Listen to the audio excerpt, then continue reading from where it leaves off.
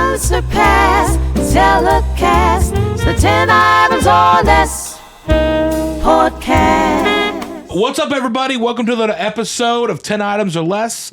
I'm your host, Justin Smith. My guest today, I'm very excited to introduce him. He's become one of my favorite comics in Nashville. He originally hails from Memphis, Tennessee. Guys, please give it up for Tylon Monger, everybody. Hey, everybody. How you doing? What's up, dude? Hey. Thanks for doing the show. Thanks for having me. You ready to get into it? Let's do it. All right, man. First question. What is your test for good barbecue? Here's the thing. Coming from Memphis, you always hear about like Memphis barbecue, so forth and such. I feel like my test for good barbecue is it just needs to be saucy and it needs to be tender. That's it. And that's a very low bar. You go to somewhere and they just hand you some dry chicken. Like here, you got like, I remember somebody asked me, there was like, what's your favorite meat and three to go to? And I was like, what? And they're like, oh, a meat and three. This is what they call barbecue places here. And I was like, y'all getting three sides with your entree here? Yeah, that's pretty wild. Y'all getting whatever y'all want. Y'all don't have the courage to give me two proteins? Like, at least? In Memphis, you going somewhere, you getting a plate, you can a pulled pork sandwich. Yeah. You might have thrown some rib tips on there. You know what I mean? That's just the appetizer. But yeah, my test is it just needs to be sweet. And, you know what I mean? And I need to visibly see the sauce. Like, don't put I shouldn't be able to see the white of the plate. Right. Like I shouldn't, like if I poured the food off my plate, it should be all sorts of residue on the plate. Gotcha. So your test is quantity and sweet. Yeah, it just needs to look delectable because I'll eat. I'm a chicken tenders and fries kind of guy. Okay. So if I look at your barbecue and I think it looks disgusting, you not living right. Right. I've seen some insane plates. Well, I think it's also wild. We live in a time now where, and I've never seen this before, or I don't remember it, but I've never had a time where I've seen barbecue that looks delicious and it's not good. It always, like, that's a new thing where it's like you can make barbecue to the eye look good, but when you taste, it's like there's nothing. It's rubbery. It's whatever. I mean, my test is because I order my base test is always the same. I always go in and I get a half a pound of brisket. From the fat end, which if you know the brisket, there's two sides to it. And some people call it lean and moist, depending on the terminology they use. And then I get white bread. I put the brisket in the white bread and I get onions, like the raw onions. That, by the way, I didn't know that all barbecue places don't serve that, which is wild. Brisket and onions? No, yeah, well, the onions, but then like the white bread, like slices of store-bought white bread. Oh. And then I put their base barbecue sauce, or I taste. First of all, you need to have more than one sauce. Yeah, I feel like you should have 3 to 4 at least, unless that original is banging. Yeah, a lot of these places. I hate to go to a place where you could just buy whatever they use at the store. Like I need you to be back there mixing up some ridiculous. I agree. Tell me that you got the barbecue sauce mixed with some ketchup and some jelly or something. Don't just be like, I like a jelly. Like, just throw it. I need to not know what you did. Yeah, and don't hand me no slice of white bread. I'll shut this place down. You don't want a slice of white bread? Don't give me a slice of white bread. Oh my gosh! I'll flip this table over. I need either like a Hawaiian roll or like a real oiled up biscuit. Like I need something like don't you like they be giving y'all like just a slice of white just some bread. Yeah, just like here's some bread. Well, it's got to be a soft white bread. So that's my thing. Yeah. But that's how I grew up. Most barbecue places, they give you slices of white bread. In Oklahoma. Like most good places in Texas will do it too. Like the really like Southern barbecue will do it. But it's like, I also grew up where it's like, it's not saucy barbecue. It's like slow smoked. And the idea is that bread, pickles and onions, sauce. Like it's very like, archaic in the way they display it. Yeah. And so that's kind of that's the vibe of the barbecue that and here's the thing, I love saucy barbecue. Yeah. I even like the Carolina mustard. Mm-hmm. I think that I've had that really good. The Carolina Gold, I've had that great too. But if you're asking my initial litmus test for barbecue, it is absolutely white bread. Yeah. It's kind of like a cheeseburger. Just find out if a cheeseburger is really good. It's gotta be your burger, bun, cheese, and ketchup with however you season the burger patty. I mean, I'm sure all that other stuff on top of it is great. Right. I'm sure all that stuff is great. I mean, like, you want to put guacamole and bacon and a fried egg and all that stuff. Yeah, dude, let's do it. Let's absolutely do it. But I'm saying, like, if I got to see if you got skills, I got to know how you do that. Did you ever see that movie? What was that movie about the Vietnamese chef on Netflix? The whole thing was in Vietnamese. But the test he had... Vietnamese chef on YouTube? On Netflix. On Netflix. There was a movie. It was fantastic. It was about a Vietnamese chef in like a Michelin star restaurant, but the whole thing was like he was all like flash and pizzazz and whatever, and he's looking to hire a new chef, and with the girl that he tries to hire, she works at like a wok restaurant, like a family wok restaurant.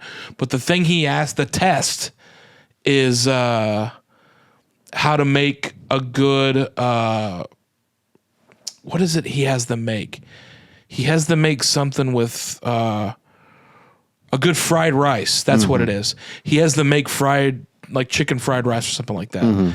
And the guy she's competing against makes it from scratch and makes it well. But she knows to make good fried rice, you have to use steamed rice that's been in the fridge, like it's a day old. And so it's like that she learned that, but like I feel like those little things, like that's how I judge. Yeah, I can't even cook, so I just need I just judge, like I just need a real unhealthy meal.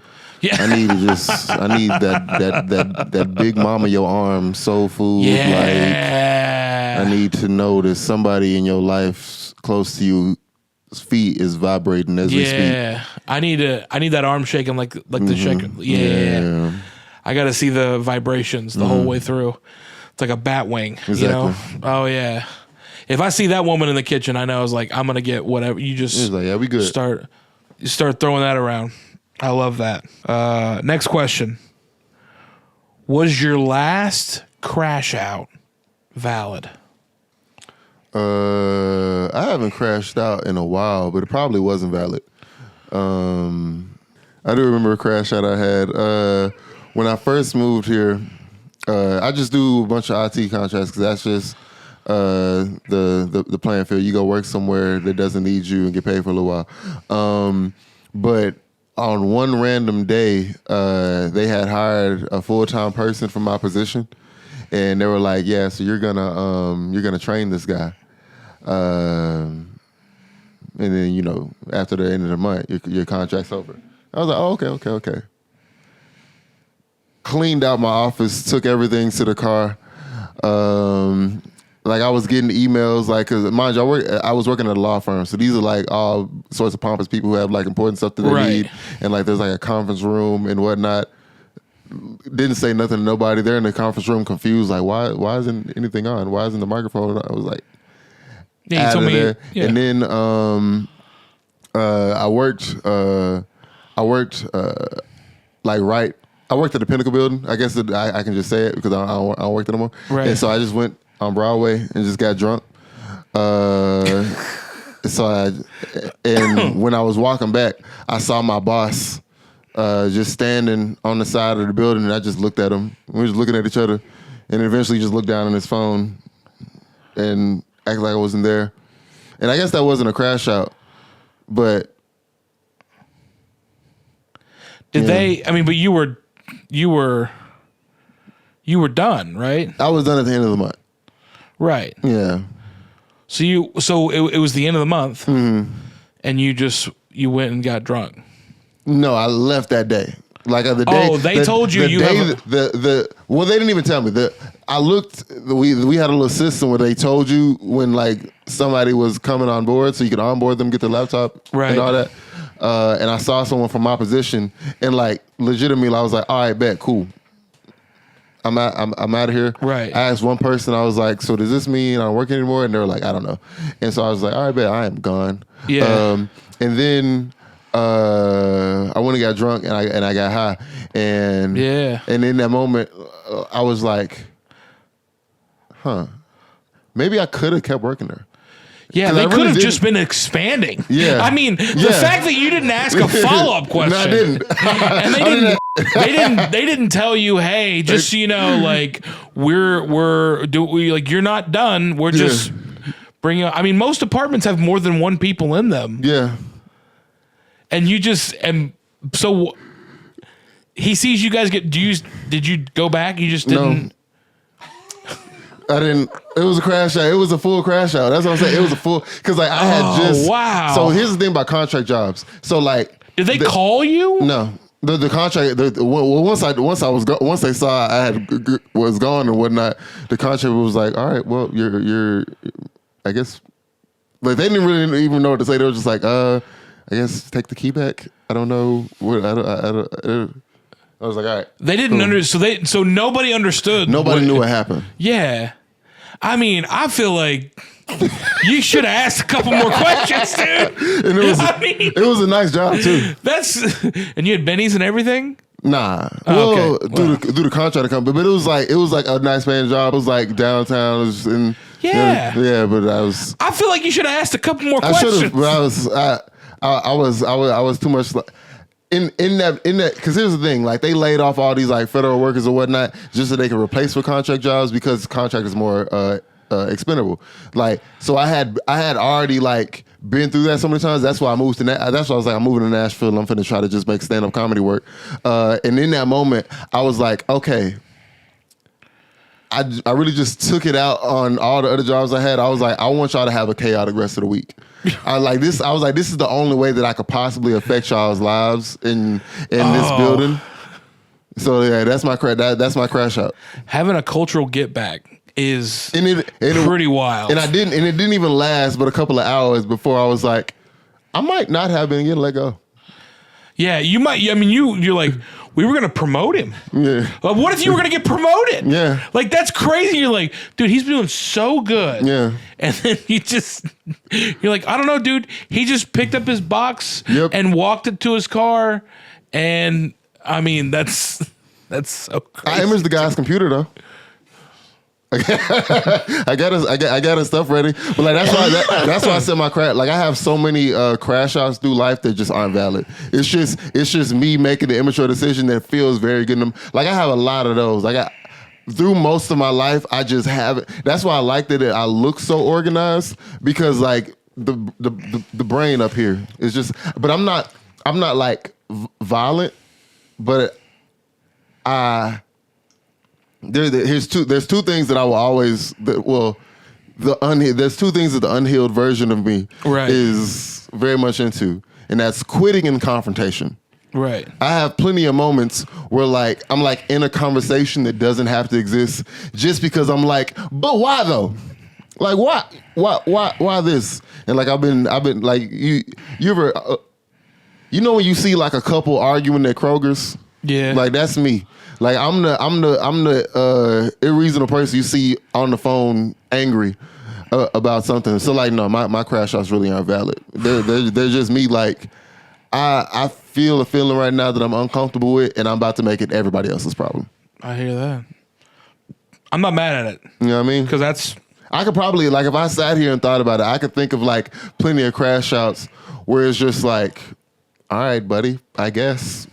Go off. I'm gonna tell you something right now. You need a friend, and this is something I learned firsthand because I'm like you.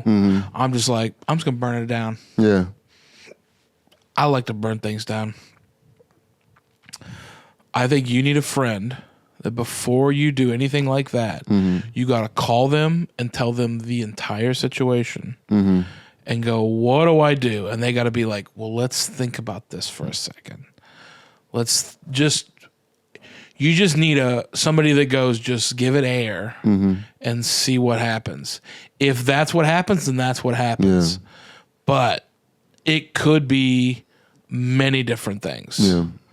And so, but See, I understand it. It's hard for me to have friends like that because that's just gonna give me fuel for my fire on whatever I'm about to do. Now I have another casualty of war that I can have. Like now, not only can I get at these people, I can make you mad now. Right. I can rebel even more. Like now it's closer to home. Well, I'm healing, guys. Yeah, that's true. Well, keep healing. Next question. One of these has got to go. Drive-through, delivery, power windows, keeping your shoes on through TSA. What's the power window? On your car. Oh, deliveries can go just because I feel like I've been trying to get out of ordering stuff through delivery. Like it feels when you're around someone that can be productive, it really just makes you think about things differently. Right. Like it's something around being around somebody that's like, I'm hungry, I'm finna go drive here and get something to eat. I'm like, you really gonna, wow, you put on clothes and got in the car and got your own stuff instead of paying $15 extra on DoorDash. So I feel like deliveries could go just because it's so like there was a period of time, which like I'm sure everybody has, like probably to this day, where you just if you have enough disposable income, you just do everything through delivery apps. Like, cause they got you got TaskRabbit, you got Instacart, you got DoorDash, you got Uber Eats. You know what I mean? Like even if you want to get like flowers for your girl, like it's like you can do 1-800-Flowers, and they'll just do one monthly, and she'll just think that you thinking about her. And you love her so much, but it's just like you just got it on system through delivery, like Amazon Prime. Like everything is so simple now. But I feel like I didn't even think about Amazon being when I said delivery too. It's too convenient. I don't know. Until you said Amazon, I was on board. Not that I get a lot of stuff from Amazon, but it's like, I don't know. I would stick with food delivery because I also have to buy a lot of my clothes. Yeah. Through the mail. Yeah. So I think we'll just stick with food and coffee and stuff. But I'm with you. I think delivery, like it used to be, wasn't there a point when delivery was affordable? Mm-hmm. It was affordable. Like you would get something that's like, oh, it's like maybe like a couple dollars extra. And now it's like, I mean, if you order Starbucks, like, cause I'm on the road so much, there's times where it's like, oh, I don't have a car and I got to get to the venue, and I would like a coffee. I like coffee before I go on, especially if I'm doing like 2 shows. I definitely need a coffee to have my energy up. And it's like, if it's not there, I get a couple of pumps in my Americano. Well, each one of those pumps is like $1 if you get it delivered. You're like, it's not $1. Like that's not a whole thing. It's like, it's so weird.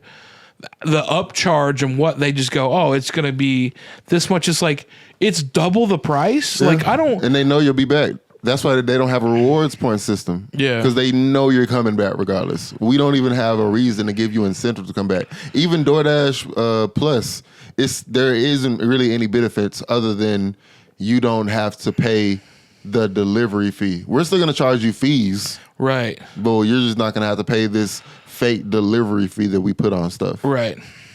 Yeah. It's very anti-consumer.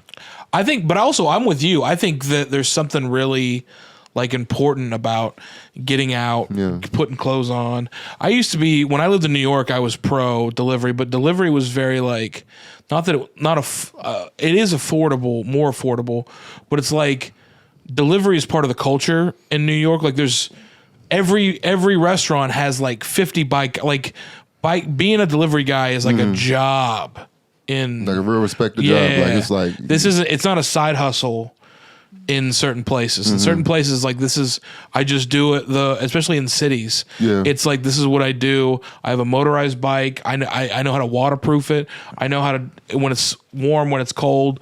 Like it's the whole thing. And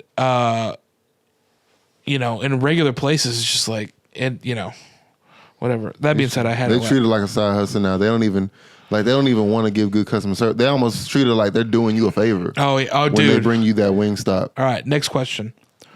What would you say is your kryptonite? Like my kryptonite, I have so much kryptonite.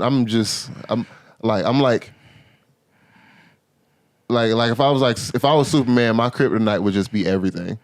Right. Like you could scratch your nails on the wall. Well, I feel like if you were Superman, your kryptonite would be training another Superman. Yeah, exactly.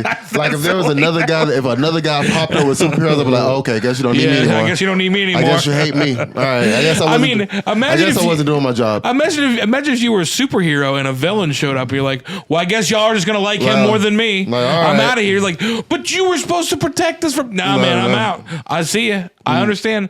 Just taking your cape off. Like, ever since Dr. Doom got here, y'all been on his.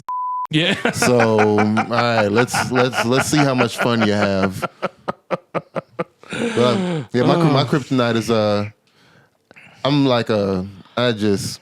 it doesn't take much to knock me off the path. Honestly, it really doesn't. Like the most minor inconvenience. Like you ever have one of them days where you're like, I'm about to go into work. I'm about to be so productive. I'm not even gonna look at my phone. I'm gonna run. I'm gonna do 100 push-ups. And then one thing happens. You're like, I'm done. Yeah. Y'all got it. I don't care about none of this anymore. Like I can't. It's hard for me to do any normal person stuff. Like when I'm on a plane and there's a married couple in there and they're just talking to each other. And really enjoying talking about normal stuff. Right. Like it's kind of crammed in here. Oh, it's kind of a weird smell. Oh, earlier, the Starbucks was actually a different price. I guess the taxes are I could not imagine when I have a girlfriend and we've been together for a while, I don't want to hear your voice ever. I don't talk to it's impossible. If we talk about something interesting, for sure. But don't. It's hard. Don't talk to me about your job to me. Don't talk about if you know your mama is difficult. If you know it, stop going over there. Don't tell me you went over there and then your auntie said something crazy to you. You knew that was going. Don't talk about it. Don't ask. What did you do? Don't ask me nothing regular. That I don't even remember what the question was. I'm just letting you know that it doesn't take much to set me off. But I wish I was a level person. I wish I was someone that was just cool and collected. Because I'm telling you, it don't take nothing. You can just start naming stuff. It's just it set me off. I feel like you were born in a wrong decade, my friend. Yeah, I feel probably. like you have 60s and 70s dad energy. Yeah. I feel like you have the type of energy where it's like my dad was. Where mom would be like, okay, your dad's on his way home. Now remember, we talked about this. When we're at the table, don't breathe. Don't look up. Don't be whimsical. I want you to look at your peas and then look at your chicken and then look at your peas and then look at your chicken. And then if you look at your salad, do it quickly, but come back to the peas. Do you understand? Don't ask him any questions. If you're spoken to, reply in a short, concise, well put together sentence. Man, I hate when I say something to somebody and they got a whole lot to say. You be like, you ever been out and you say you're like, hey, how you doing? And they're like, oh yeah, I just started a new job and this happened and this happened and this happened. And then it's they're now you two are hanging. I wasn't trying to hang with you. Right. I was trying to show you that I acknowledge your existence as a human and somebody that needs to be connected with, but don't really try to make no connection with me in this moment while you see me in walking stance. Right. You know what I mean? What are you doing? You see me trying to my dad. There was so much that was said about if the Cowboys lost, and it was a good game. To this day, I can't really enjoy a good game if I have stake in one of the teams. Right. If the Cowboys are in a good, I can't watch that because it'll knock off my emotional regulation. A pick six would ruin me, and it could be everybody's having so much fun. I'd jump off a bridge if let's say like this year I'm already preemptively angry because the NFC East is just awful. So like no matter how trash the Cowboys are, I'm gonna have to watch them lose the wild card. Right. Like and it's gonna be close. It's gonna be close. Yeah. It's always close. And if it's supposed to, and if we're supposed to win it, that means we're gonna get blown out. That's so funny. All right, next question. What was your favorite piece of playground equipment growing up?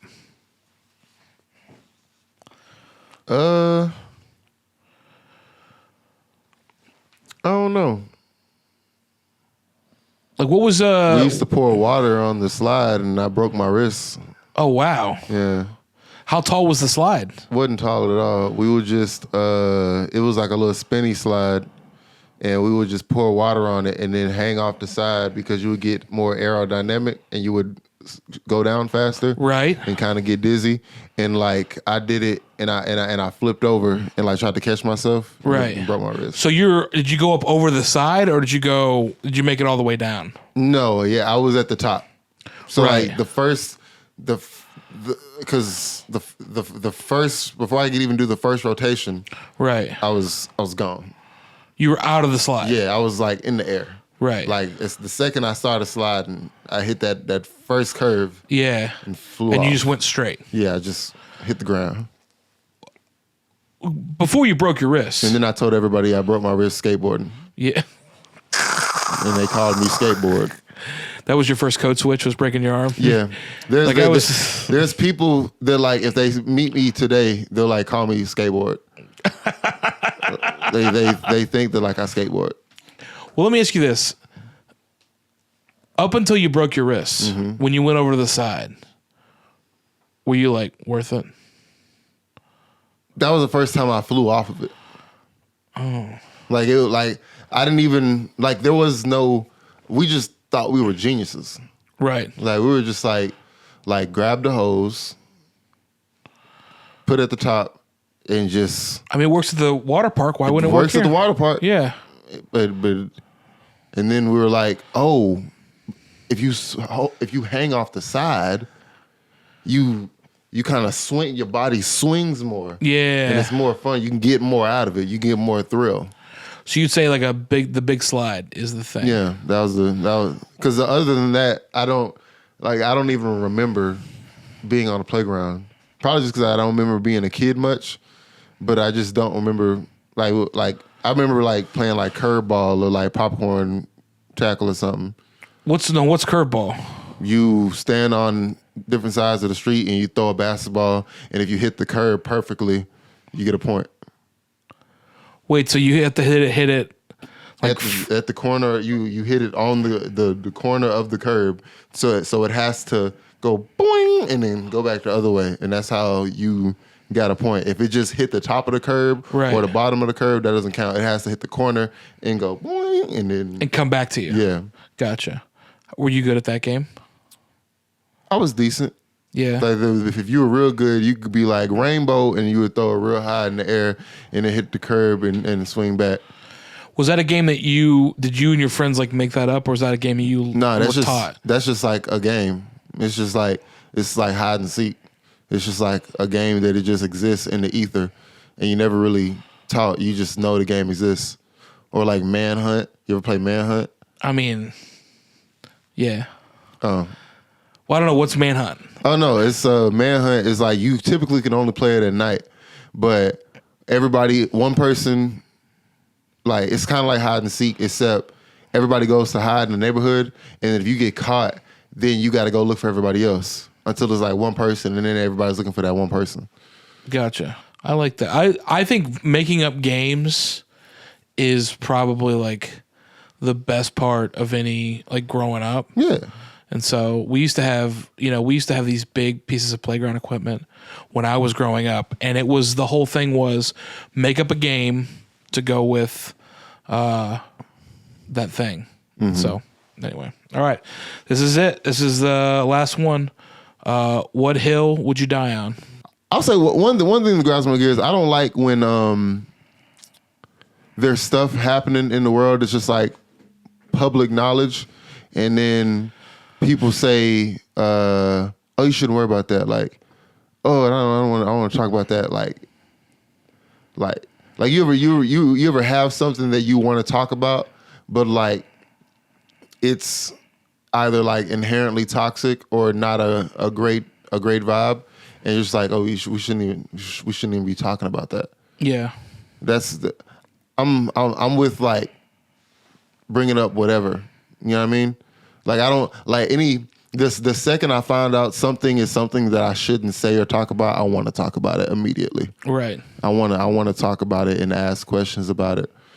So I say like my hill to die on is like I feel like nothing you want to say should be off limits, no matter what it is. Right. I feel like you should just get it out there, because what happened, like say for instance, what's something that's came out that people can get more well, it should be asked, like you should talk about more. Yeah, like what about training somebody else for the same job you have? Exactly. Like don't like I'm not training my successor, and I don't deal well with ambiguity. So I'm just gonna quit on the spot. Dude, thank you so much for coming on the show. Tell everybody where they can find you and check you out. You can find me on all social media platforms at Tylon Monger, TylonMonger. And yeah, you know what I mean? Well, dude, thanks for coming on the show. Anytime. I appreciate it. Yeah, man. We'll see you guys next week.